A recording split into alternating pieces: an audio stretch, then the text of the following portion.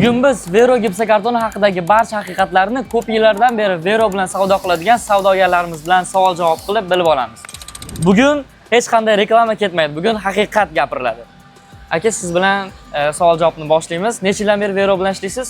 Xo'p, mana shu 2025-yil 6 yil bo'ldi mana. Hozir 2019-yildan beri ishlaymiz birgalikda.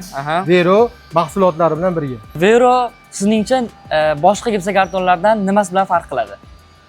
Vero gipsokardoni boshqa gipsokardonlarga nisbatan egiluvchanligi bilan, keyin buni razmerlari yaxshi chiqishi bilan, shular bilan farq qiladi. Mijozlar fikri qanaqa bu gipsokartonga? Mijozlarning fikri bu Vero ilgari boshida chiqqan paytida ozgina qattiqroq edi. Hozir yana mana 2025-yildan boshlab orqalarida chizmalari bilan chiqqanligi uchun talab kuchayib, ko'proq yana ham boshqa masalan oddiylarini olishardi, patolochnisini olardi, внутреннисini.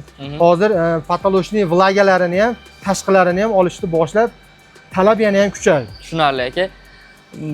Bu gipsokartonni ko'proq yangi ustalar sotib olishadimi yo eski ustalarmi? Siz nimaga bu gipsokartonni tavsiya berasiz ustalarga?